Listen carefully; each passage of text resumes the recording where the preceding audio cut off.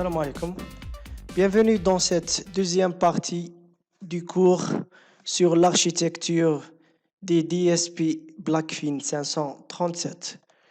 Ce cours est destiné pour les étudiants d'électronique de l'université Borj.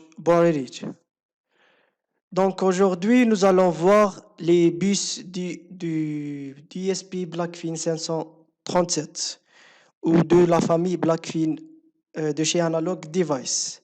La dernière fois, nous avons vu l'architecture, donc avec le mapping mémoire, mais nous n'avons pas parlé des bus qui relient la mémoire interne, la mémoire externe, le corps et les contrôleurs du DSP. Donc aujourd'hui, on va voir cela en détail. Donc commençons ici, on voit sur ce schéma-là donc, le processeur central Blackfin qui est relié à la mémoire de niveau 1 qui est la mémoire interne. Et là, nous avons la mémoire de niveau 2. Je prends le stylo, donc mémoire de niveau 2 qui est la mémoire externe. Et là, la mémoire de niveau 1 connectée avec le processeur central. On voit ici que c'est une architecture Harvard modifiée. Pourquoi modifiée? Parce que là, on a 4 accès mémoire simultanés en même temps. Donc, il y a 4 ports d'accès mémoire par cycle. Donc, ce qui est intéressant. Aussi, la taille des bus d'accès. Donc, là, nous avons le bus instruction qui est de 64 bits, donc le double, et le reste sont standard de 32 bits pour le load et le store, donc pour la lecture et l'écriture. Tout cela, donc la mémoire L1 ainsi que le processeur sont synchronisés avec la même fréquence d'horloge. Donc ce signal-là qu'on va appeler CCLK, donc CCLK c'est Core Clock, donc l'horloge du cœur. Donc vous avez l'habitude de manipuler des processeurs qui utilisent donc un seul signal d'horloge, donc le même pour pour les périphériques, mais aussi pour le cœur du processeur. Mais ici, avec ce DSP-là, nous avons deux signaux d'horloge, donc un pour le cœur et un autre pour le système. Donc, que veut-on dire pour le système? C'est pour le contrôleur DMA, le contrôleur d'accès direct pour la mémoire et aussi pour l'interface externe et les différents périphériques du DSP Blackfin 537. Il faut savoir que le signal d'horloge, donc sa fréquence, elle est inférieure ou égale à la fréquence du signal cœur, comme on le voit ici. Donc, il ne peut pas dépasser le signal du cœur, ce qui est logique. Pour les bus qui relient tous ces contrôleurs, ces mémoires et ces périphériques avec le centre, le cœur du processeur, donc on a le bus d'accès au périphérique. En anglais, c'est PAB. Donc, en anglais, PAB, c'est Peripheral Access Bus. Donc, sur ce graphique, donc sur cette figure, c'est celui-là. Donc, il permet l'accès au périphérique. Donc, il permet au DMA d'accéder au périphérique, mais aussi au cœur d'accéder au périphérique. Et cet accès, il est bidirectionnel, bien sûr. L'autre bus, c'est le bus d'accès DMA, en anglais DAB, qui veut dire DMA Access Bus. Donc DMA Access Bus, donc comme on le voit ici, pardon,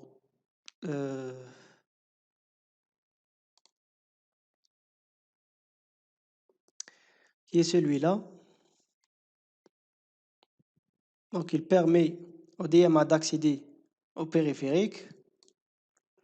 Donc le DMA, il a accès à toutes les interfaces série. Donc SPI, S-Port, l'UART, également l'interface parallèle PPI. Nous avons également le bus d'accès accès mémoire externe. Donc cet accès vers la mémoire externe se fait via l'unité EBU. Donc l'EBU, c'est en anglais External Bus Interface Unit. Donc l'interface unit, pardon pour cette erreur. Donc nous avons cette unité-là. Et voici le bus en question qui permet l'accès vers la mémoire externe. Donc vous voyez que ce bus relie la mémoire interne, donc qui est la mémoire L1 de niveau 1, avec la mémoire externe qui est la mémoire de niveau 2, en utilisant le bus EAB, donc External Access Bus.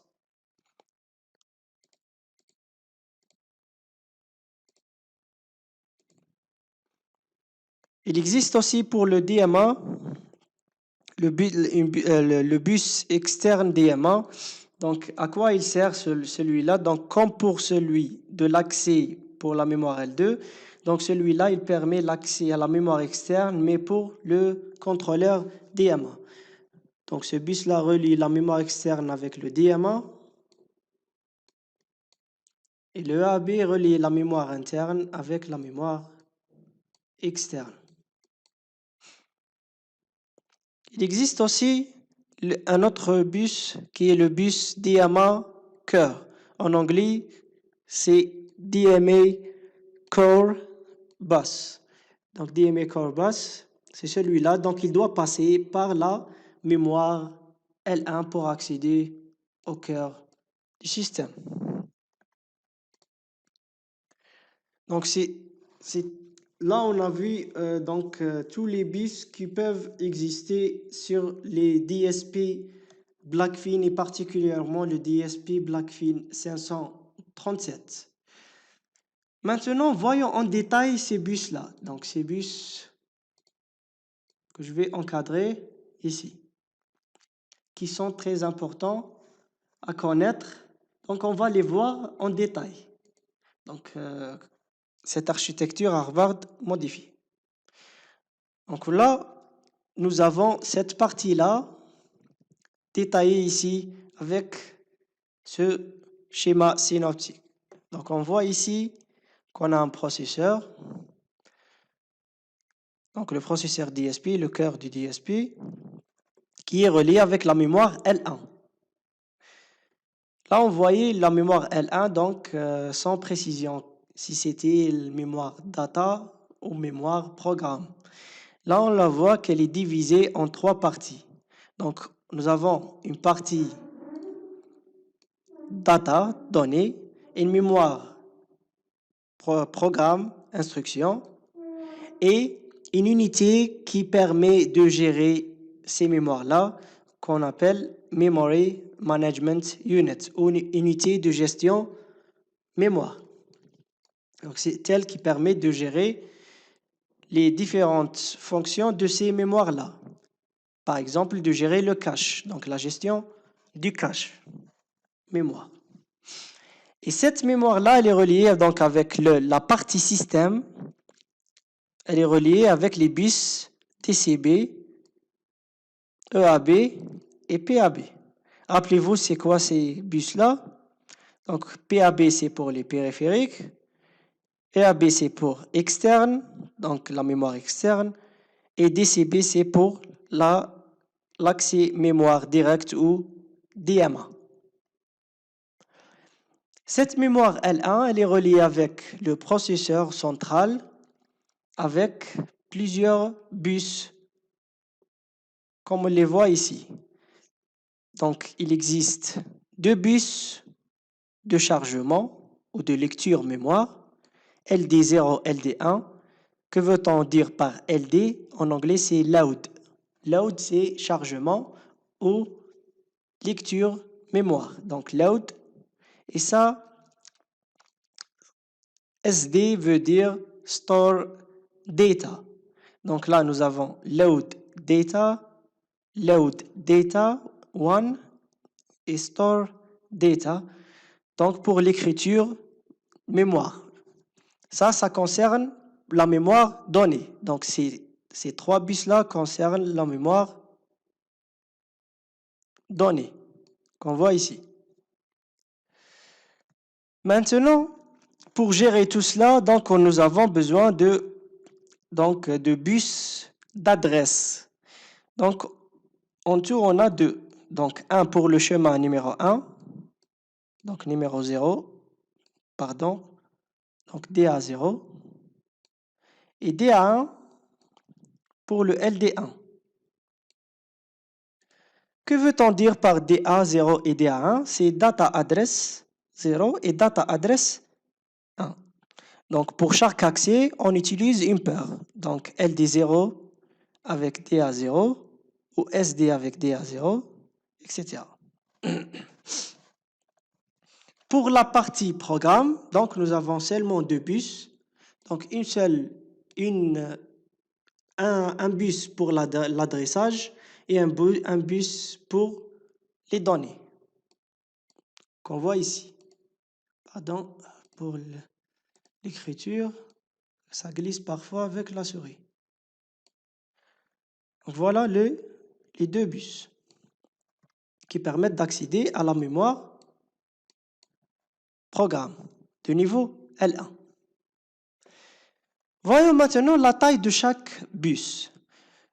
Pour la partie programme, donc pour la partie mémoire programme, comme nous avons dit, nous avons deux bus. Le premier bus, c'est le bus d'adresse et le deuxième, le bus données. Donc l'adresse, elle est sur 32 bits parce que c'est logique. Nous avons vu l'espace mémoire du DSP Blackfin 537 lors de la séance précédente, que les adresses étaient codées sur 32 bits. Alors que pour les données, là, on utilise un mot large. Donc, un mot d'instruction ou un mot de programme large. Donc, au lieu d'utiliser 32 bits, c'est 64 bits. Cela va nous permettre donc de charger de la mémoire L1 programme, de ne pas charger une seule instruction, mais de charger 64 bits d'instruction. Donc, cela peut être différent en fonction du type d'instruction. En général, la famille Blackfin utilise des instructions 16 bits pour le côté arithmétique et pour le chargement et le stockage ou l'écriture et la lecture mémoire, il utilise des instructions codées sur 32 bits. Donc, cela peut nous donner plusieurs combinaisons. Voyons cela, comment cela est possible. Donc, voilà, donc cela permet des instructions, d'écrire des instructions qui peuvent être exécutées en parallèle. Comment cela? Donc, on a dit que ce bus, sa taille, elle est de 64 bits. Donc, il utilise un mot large pour le chargement des instructions. Donc, ce mot, sa taille, elle est de 64 bits. Ces 64 bits, comment ils sont divisés?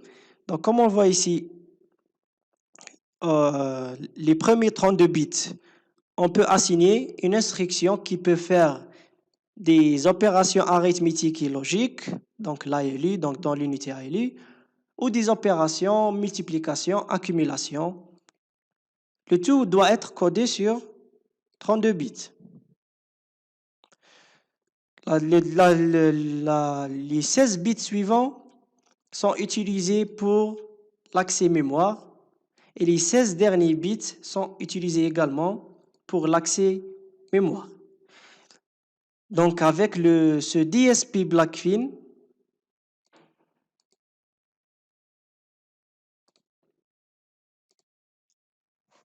pardon, j'ai oublié de retirer la fenêtre.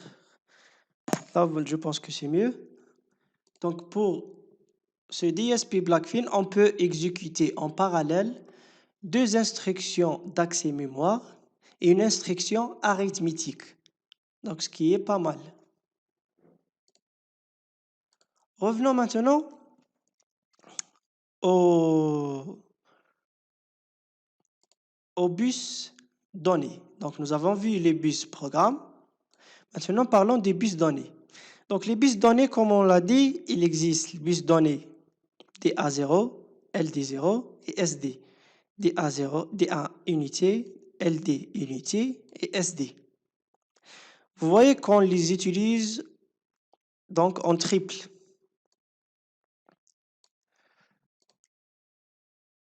La taille de chaque bus, elle est de 32 bits.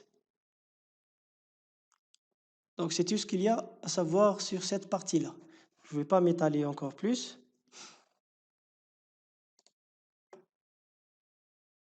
Maintenant, passons aux unités fonctionnelles du processeur DSP Blackfin 537. Ce DSP contient 3 unités fonctionnelles. Et avant de parler d'unité fonctionnelle, c'est quoi une unité fonctionnelle? Donc, c'est une unité du processeur. Elle est située dans le cœur du DSP, donc dans le cœur du processeur DSP. Cette unité a un rôle à faire dans le fonctionnement du processeur, donc un rôle majeur.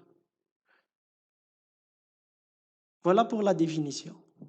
Maintenant, combien d'unités existent sur ce DSP? Il en existe 3. 3 unités fonctionnelles. La première unité qui est la plus importante, c'est l'unité arithmétique de données.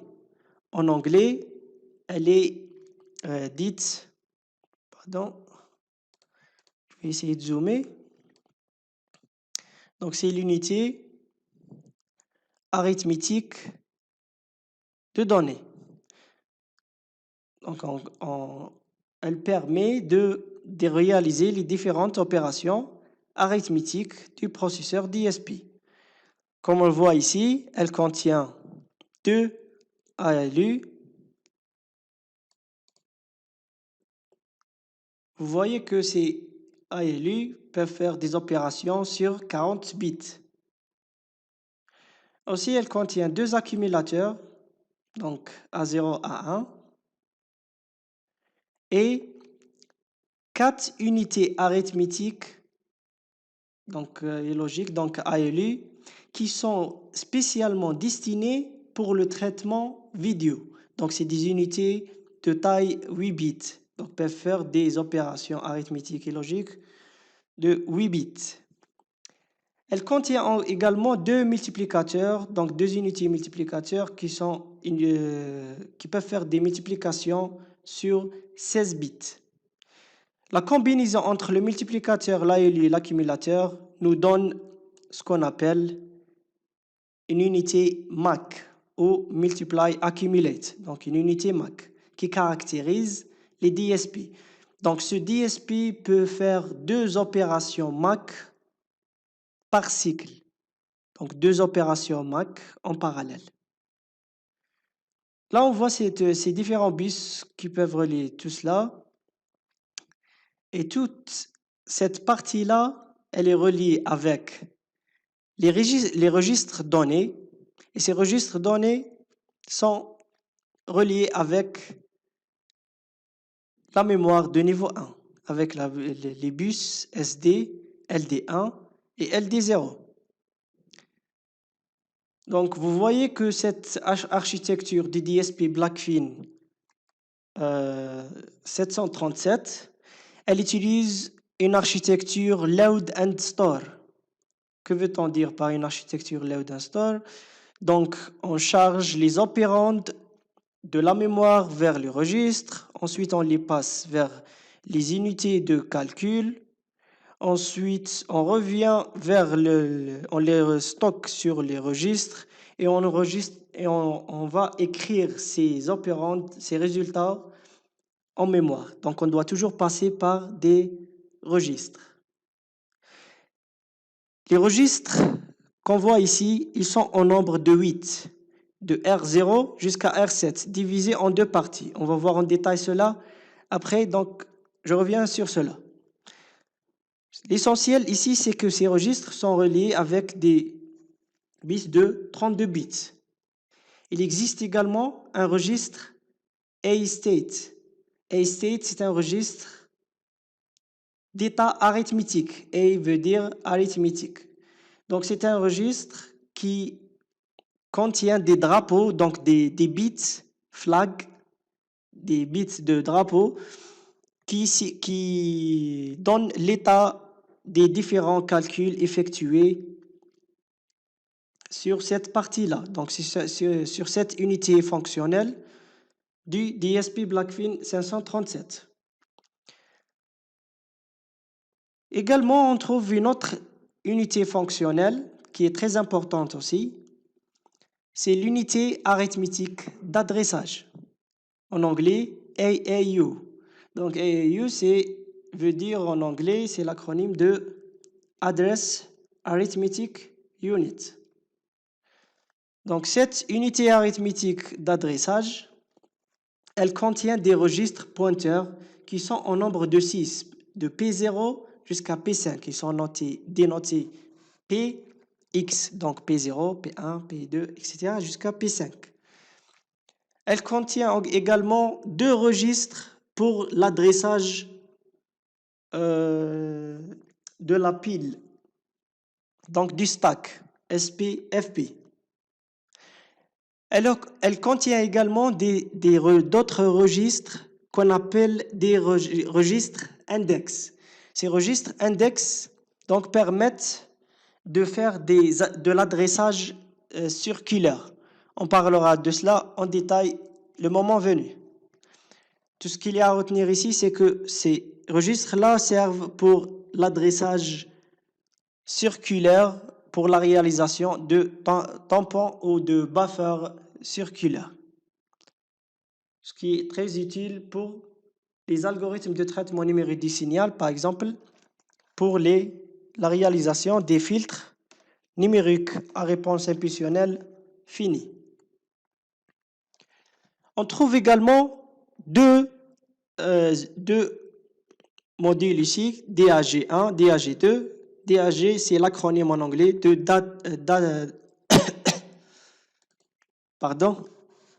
Data Address Generator.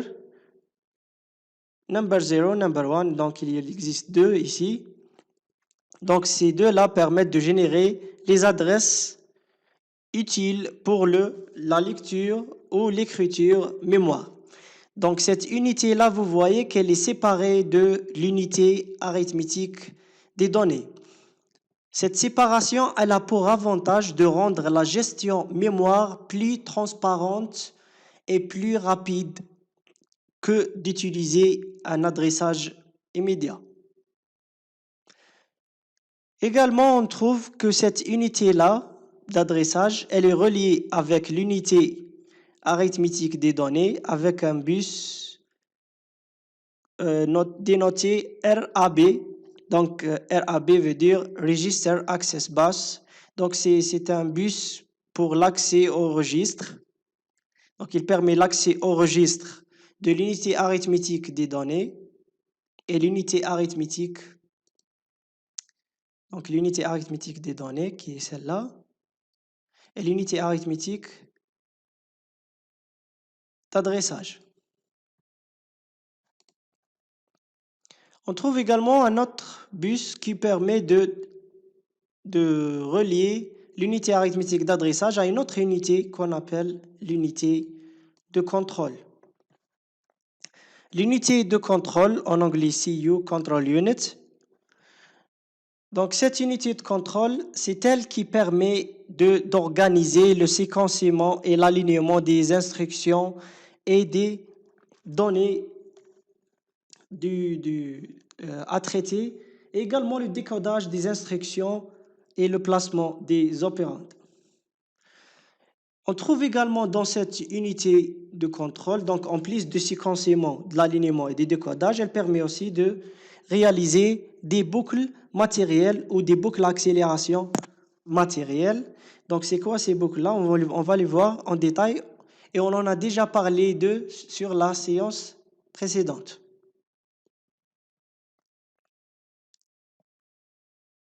Plutôt, pardon, sur le chapitre numéro 1. Aussi, il faut noter que ce DSP, il permet deux modes de fonctionnement. Donc, le cœur du DSP, on peut l'utiliser en mode utilisateur ou en tant que superviseur. Il existe un troisième mode, c'est l'émulateur. Mais ce qui est le plus important ici, c'est le mode utilisateur et le mode superviseur. C'est quoi la différence? C'est comme dans vos PC, vous avez un compte utilisateur pour accéder à Windows et un compte administrateur. Donc, c'est la même chose ici, un compte utilisateur, un superviseur. Donc, le compte superviseur, il a un accès total à toutes les ressources du DSP Blackfin 537, alors que le mode utilisateur, il est limité. Par exemple, en mode utilisateur, on ne peut pas accéder au registre MMR, donc les registres mappés en mémoire. Donc, les registres qui sont mappés en mémoire, les registres, leur adresse, on les a déjà vus lors de la séance précédente. Ils sont mappés en mémoire, donc ils sont localisés en mémoire. Un utilisateur ne peut pas les modifier ou accéder à ces registres, sauf s'il est en mode superviseur. Et par défaut, donc après un reset, donc après le redémarrage du DSP Blackfin 537, donc il démarre en mode superviseur, sauf si on veut passer en mode utilisateur. Parlons maintenant des registres. Alors pour les registres, donc c'est ces registres-là, les registres cœur, donc du cœur du DSP, mais pas que cela. Il existe aussi les registres MMR, donc c'est les registres mappés en mémoire, donc on va voir tout cela. Donc on peut les diviser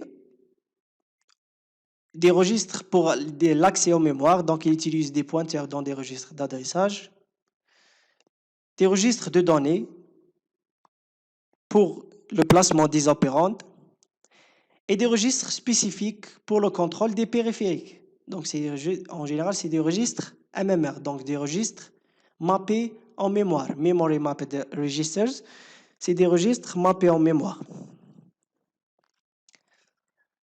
Donc voilà, on peut les diviser en deux classes, les registres cœur et les registres MMR, mappés en mémoire. Commençons par les registres cœur. Donc les registres cœur, nous avons les registres R, on les a déjà vus, ils se trouvent dans l'unité arithmétique de données. Ces registres, X veut dire donc le numéro du registre, donc on ne va pas tous les mettre ici. Ils sont au nombre de 8. Et ça dépend du DSP, donc Blackfin. Donc il existe d'autres DSP Blackfin qui ont plus ou qui ont moins de registres. Pour le BF537, il contient 8 registres R. Donc c'est des registres à usage général réservés pour les données. Donc R0, R1 jusqu'à R7. Nous avons deux accumulateurs. Donc nous avons vu ici qu'il existe deux accumulateurs, A0, A1. Nous avons également un registre d'état arithmétique. A-state, c'est un état arithmétique donc qui contient des drapeaux, des flags qui peuvent signaler, par exemple, si le résultat il est 0 sur l'accumulateur, on va trouver un bit sur ce registre qui va se positionner à 1 pour nous indiquer que ce résultat il est nul. Il existe aussi des registres pointeurs pour l'adressage indirect. Ces registres se retrouvent dans l'unité fonctionnelle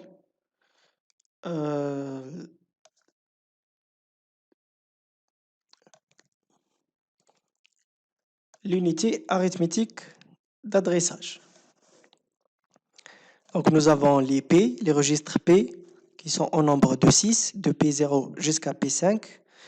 Les registres d'adressage de la pile ou du stack, donc FPSP. Et USP, c'est également un registre d'adressage de pile.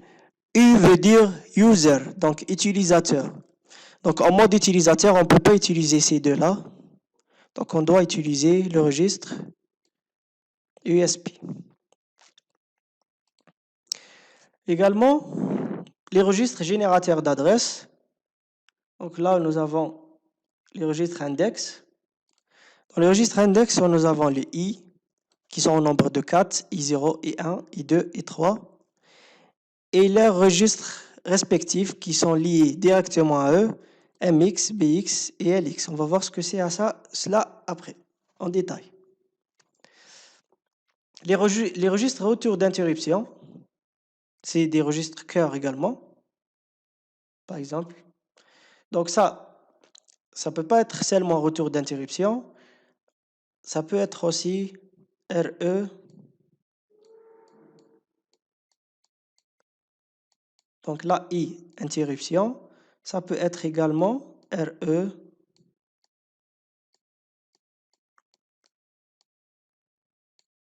TS, return from subroutine, donc retour d'une fonction ou d'une sous-routine. Il existe également RETE, etc. Donc ils sont au nombre de 5. Donc c'est un registre qui contient une adresse de retour. Il existe aussi les registres des boucles matérielles. Donc nous avons les LT, les LB, les LC. Les registres compteurs de cycles, cycles et cycles 2.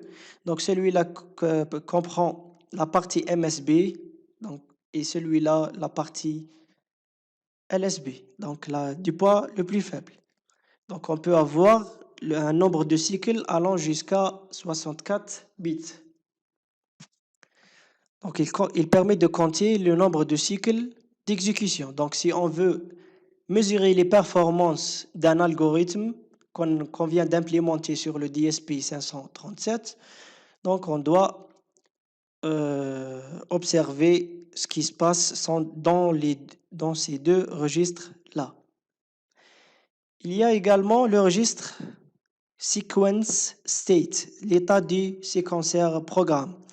Donc là, il nous donne un aperçu de ce qui se passe dans le séquencement ou dans l'unité fonctionnelle CU, qui est l'unité de contrôle. Il existe également le registre configuration système. Donc celui-là permet de configurer le DSP. Voilà pour les registres cœur. Passons maintenant au registre MMR. Donc, que veut-on dire par registre MMR? Donc, MMR veut dire Memory Mapped Registers. Memory Mapped Registers. C'est des registres mappés en mémoire, donc c'est des registres qui ont des adresses en mémoire. On peut les diviser en deux types. Les registres MMR cœur et le registre MMR périphérique.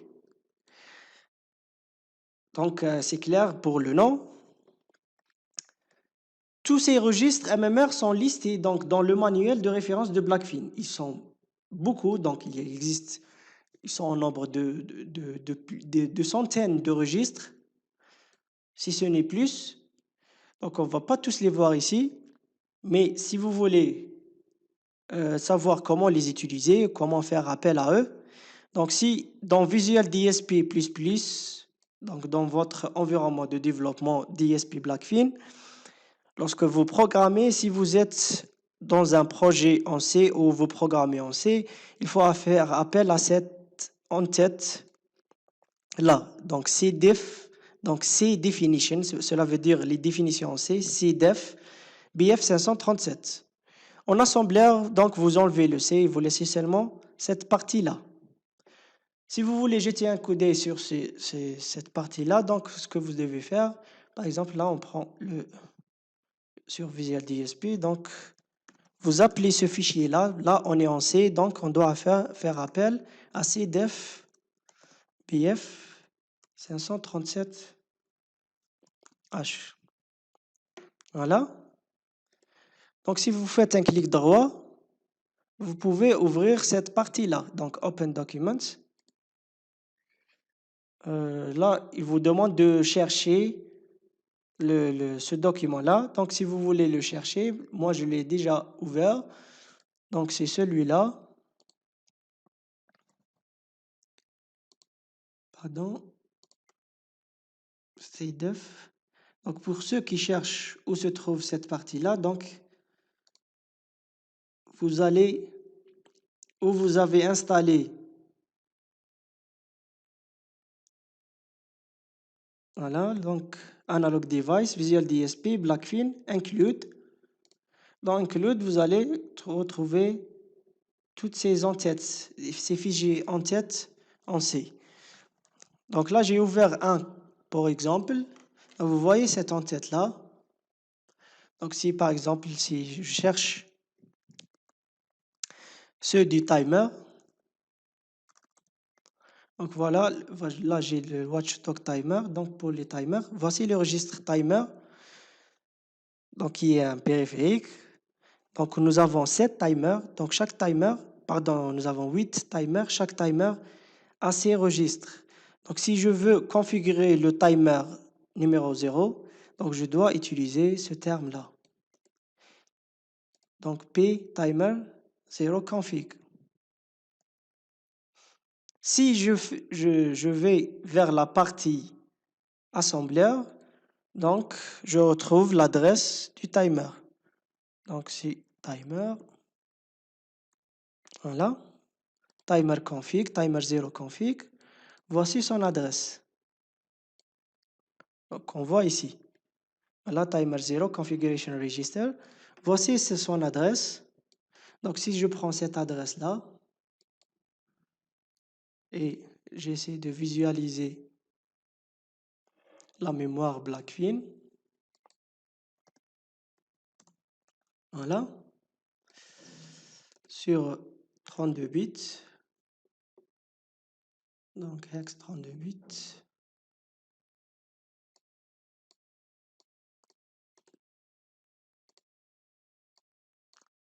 voilà, c'est sur 32 bits. Voici l'adresse. On voit qu'ici, c'est une adresse réservée pour le registre du timer 0, pour la configuration du timer 0. Donc, si je veux afficher la valeur actuelle de ce registre, donc là, elle est clairement 0, mais on ne va pas retenir tout cela parce que l'utilité de ce fichier, c'est de simplifier cette partie-là. Donc, je vais vers les registres, pas les registres cœur, donc c'est un registre timer, c'est pas un registre cœur, c'est un registre périphérique. Donc, je vais là, timers, voilà. Il m'affiche les registres, tous les registres qui existent pour le timer. Donc, nous avons le timer 0, comme vous voyez là. Donc, si j'essaie de changer la valeur du timer, donc en programmant une routine pour cela en assembleur ou en C, donc si j'essaie de changer cela, donc je mets par exemple ici 1, 2, 3, 4. Voilà, j'ai changé la valeur. Nous allons voir qu'en mémoire, la valeur a changé, vous voyez. Donc, je vais sortir celui-là, voilà, pour que ça soit plus clair. Donc, la valeur, elle a changé. On peut changer cela donc en soft. Donc, comment accéder à cela? Donc, en soft, en utilisant en assembleur donc directement un registre. Donc, pour les registres cœur, alors que pour les registres MMR, on doit utiliser un adressage indirect. Que veut-on dire par cela? Cela veut dire que les registres cœur sont accessibles directement, donc sans utiliser un type d'adressage ou un pointeur. Alors que les registres MMR, que ce soit des registres MMR cœur ou des registres MMR périphériques, donc là on doit en assembleur utiliser ce code-là. Donc là on voit que si on essaie de lire ce code-là, nous avons un pointeur P0 Pourquoi on a utilisé P? Parce que c'est un registre pointeur, comme on l'a dit précédemment. Alors, le pointeur, quel est son indice ici? C'est le pointeur numéro 0, donc P0. H, c'est high. Donc, on prend les 16 bits MSB du registre P0. Parce que P0, sa taille, elle est de 32 bits. Donc, voici P0. Le registre P0, c'est un registre pointeur utilisé pour le pointage des adresses. Donc, nous avons une partie high. Donc, en général, la partie du poids le plus fort, donc MSB, pardon, pour la souris. J'ai pas d'autre choix. Donc, MSB, là, LSB. Donc, c'est la partie low, ou les 16 bits inférieurs du registre P0. Donc, en tout, là, nous avons 16 bits. Là aussi, 16 bits. Donc, en tout, nous avons 32 bits. Oh là là, ça glisse. 32 bits. Alors que dans le jeu d'instruction du Blackfin 537, il n'est pas possible d'assigner des valeurs immédiates, donc une valeur immédiate ici, qui doit être supérieure à 16 bits. Donc, d'où la division du nom du périphérique, du registre du périphérique sur 2. Donc là, que veut-on dire par high et que veut-on dire par low? Donc ça, c'est high. Donc la partie high du SP Read Buffer Register, c'est un registre, ici, c'est un registre périphérique MMR. Donc c'est un registre MMR périphérique qui concerne le périphérique SPI. SPI, c'est une interface Siri, Serial Port Interface. Et là, c'est RDBR, veut dire Read Buffer Register. Donc, c'est le buffer de lecture du port Siri du Blackfin 537. Donc, celui-là, c'est un registre mappé en mémoire. Quelle est son adresse? Si on revient au fichier que je viens d'ouvrir tout à l'heure, donc, comment venir? Voilà. Je suis obligé d'effacer. Donc, voilà. SP. J'écris SPI. Ici. Read Buffer Register. Voilà. On tombe dessus directement. Donc, vous allez... Non, là, c'est un commentaire. Voilà. Donc, vous allez voir ici qu'il est défini à l'adresse suivante en mémoire. Donc, vu que c'est un registre MMR périphérique, donc c'est évident qu'il doit avoir une adresse mémoire. Et là, je vais vous trouver l'explication de ce que c'est. Donc, ça, c'est un SPI Receive Data Buffer Register. Revenons en cours. Donc, quand on met high, low, donc on va prendre donc high. Donc, attends, je prends cette adresse-là. Non, celle-là.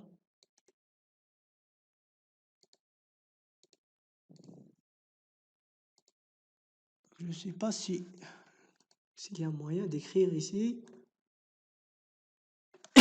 Pardon. Comment écrire? Je dois trouver une solution à cela. Alors, on va ajouter une note. Vous voyez, le FF, c'est donc le P0.H, après exécution, va contenir la partie MSB de l'adresse, donc cette partie-là. Voilà. Et le P0.L va contenir cette partie-là. Et bien sûr 0x parce que c'est des valeurs hexadécimales. Voilà.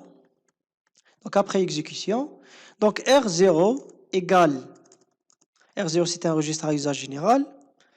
W, P0, Z. Que veut-on dire par cela? Donc là, j'essaie. Pourquoi je suis resté sur cette partie-là longtemps? Parce que j'essaie de vous initier à la programmation de ce DSP Blackfin avec des petits exemples comme ceux-là. Donc là, vous voyez que W veut dire Word. Donc Word, ça prend 16 bits. Donc 16 bits de P0. Donc là, il va aller en mémoire parce que c'est des registres 16 bits en général. Donc les registres MMR, en général, on les trouve 16 bits. Dans ce cas-là, le SPI, le RDBR, donc le registre SPI RDBR, il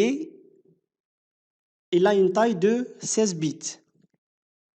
Donc comme il a une taille de 16 bits, donc on utilise W. S'il n'avait pas une taille de 16 bits, donc on met W et on lève le Z là.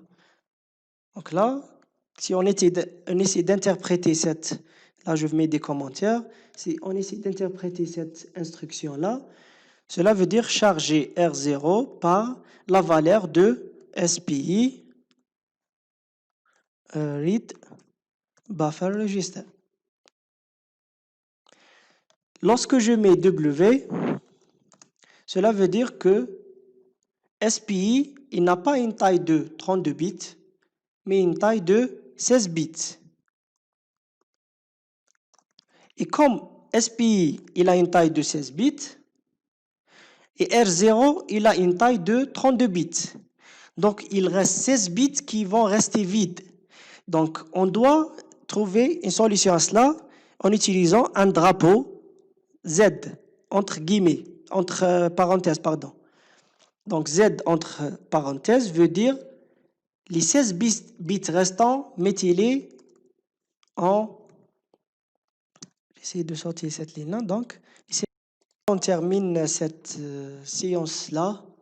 Et la prochaine fois, on va voir en détail chaque unité fonctionnelle de ce registre.